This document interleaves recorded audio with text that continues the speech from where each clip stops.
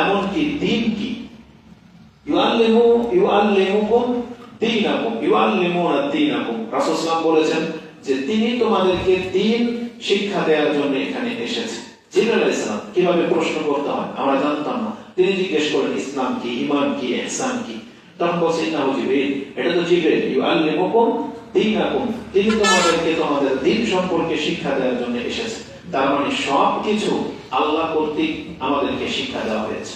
আল্লাহ সুবহানাহু ওয়া তাআলা তিনি এটা ভালো করে জানেন যে একজন মুসলিম হলে ওর কি প্রয়োজন হতে পারে। ওর ছোট থেকে বড় হওয়া পর্যন্ত বাপ মার গাইড করতে হবে। তাহলে বাপ মাকে আল্লাহ ইলহাম করে দিয়েছে যে বাচ্চাকে কিভাবে মানুষ করতে হবে। আবার সে যখন বিয়ে করবে, বিয়ের দিক নির্দেশনা ইসলামে আছে। বাচ্চা যখন হবে সেটা কিভাবে হবে ওটারও দিক নির্দেশনা ইসলামে দিয়েছে। একটা সমাজ যখন গঠিত হবে, সমাজের মানুষকে কিভাবে ইসলামটার উপরে টিকে থাকতে হবে সেটা ইসলাম আল্লাহ সুবহানাহু ওয়া তাআলা শিক্ষা দিয়েছেন। এবং যখন একটা মুসলিমদের রাষ্ট্র হয়ে যাবে তাহলে সেই রাষ্ট্রের মূলনীতি কি হবে এটাও আল্লাহ সুবহানাহু ওয়া তাআলা মুহাম্মদ সাল্লাল্লাহু আলাইহি ওয়াসাল্লামকে দিয়ে শিক্ষা দিয়েছেন। আল্লাহ সুবহানাহু ওয়া তাআলা প্রথমেই রাষ্ট্র দখল করতে বলেন না, আগে মানুষগুলো তৈরি করতে বলেছেন যে আমি এই সমাজটা গঠন করব, তাহলে যেমন করতে চাই তেমন মানুষ লাগবে। আগে সেই সমাজ পরিচালনা করার মতো লোক তৈরি করতে হবে, যেটা রাসূলুল্লাহ সাল্লাল্লাহু আলাইহি ওয়াসাল্লাম মদিনাতে করেছেন। আর করার পরে এখন তাদের উপরে যা আইন আল্লাহ প্রয়োগ করেছেন তা সবই তারা মেনে নিয়েছে।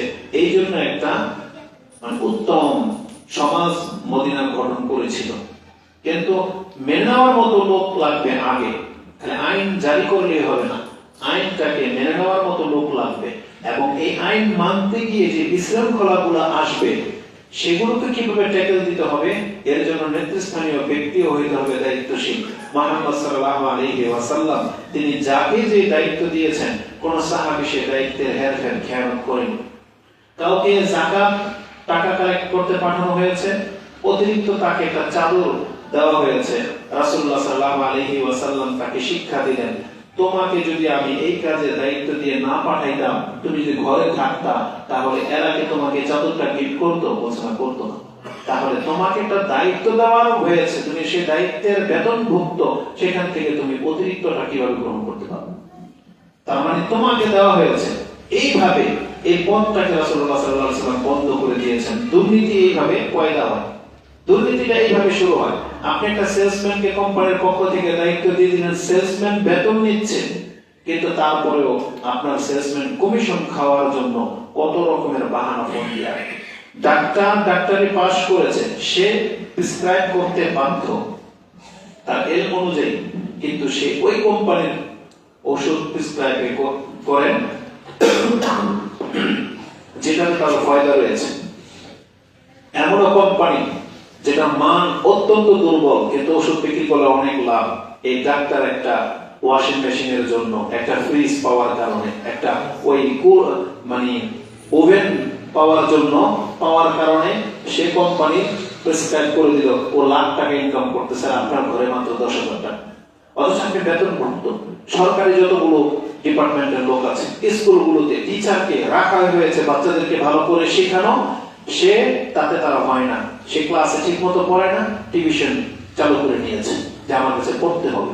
অথচ স্কুল মাদ্রাসা কেন দেওয়া হয়েছে? যাতে করে পুরো হকটা মাদ্রাসায় আদায় হবে। বাসায় ওর কিসের পড়া? ও যদি বাসায় পড়তে হইতো তো আপনাদের কাছে কেন দেওয়া হইল? এইভাবে প্রত্যেকটা জিনিস যাকে রাস্তার কন্ট্রাক্টরে দেওয়া হয় সে আগে নিজের পকেট ভরে, তারপরে রাস্তা হইলে হইল, না হইলে নাই, পড়ে থাকে।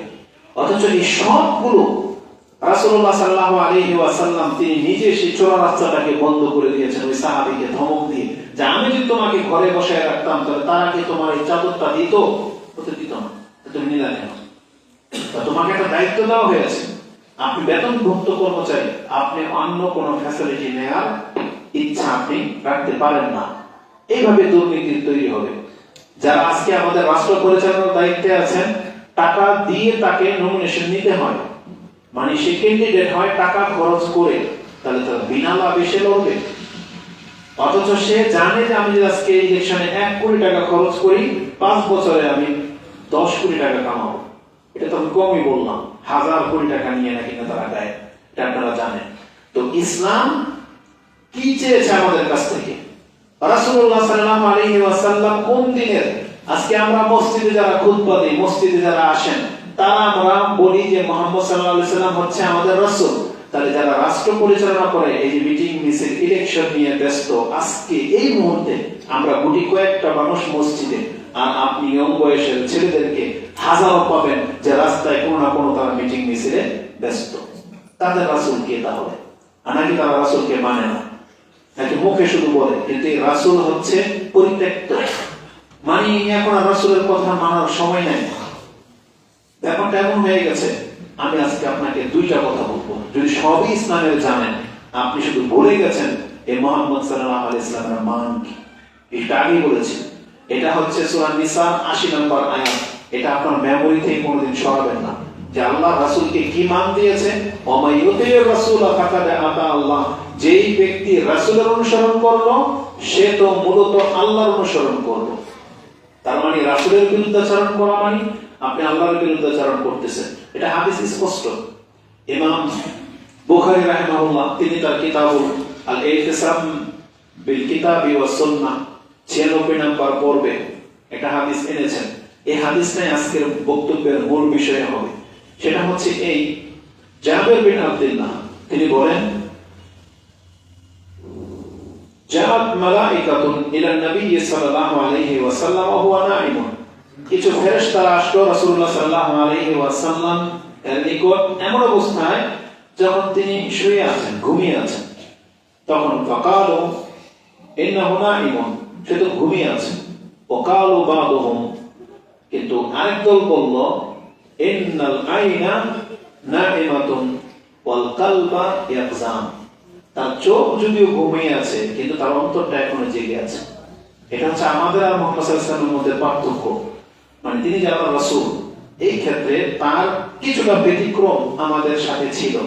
যেমন নবীদের দেহ মাটিতে খায় না, কিয়ামত পর্যন্ত মাটির কাজ করবে না, যেমন তেমনই থাকবে। কিন্তু মানুষ হিসেবে আমরা গলে যাব, হাড় হাড্ডি আমাদের গলে যাবে। তো এই ক্ষেত্রে নবীরা হচ্ছে খাস। এটা আমাদের নবী না, সমস্ত নবী হচ্ছে খাস, যে মাটি তাদেরকে কাজ করতে পারে না। শুধু মাটি কেন, মানে মরে যাওয়ার পরে তাদের দেহ কোনোদিন ক্ষতি হবে না। আপনি এটা সুলাইমান আলাইহিস সালামের ঘটনাতে জানেন যে মরে পড়ে আছে কতদিন, লাঠি, ওই পোকায় লাঠি খেয়ে ফেলছে, কিন্তু সুলাইমান আলাইহিস সালামের পায়ের মধ্যে ওই পোকা টাচ করার ক্ষমতা ছিল না। জ্যান্ত সুস্থ মানুষ যেন দাঁড়িয়ে আছে, অথচ লাঠি পরে খেয়ে ফেলছে, তারপর তিনি কিন্তু পড়ে গেছেন, অথচ তার পায়ে ওই পোকা ধরে নেই। কারণ তিনি নবী, কোন প্রাণীর ক্ষমতা নেই যে নবীর পা খাবে। জীবিত অবস্থায় যেমন তেমন এমনই আছেন।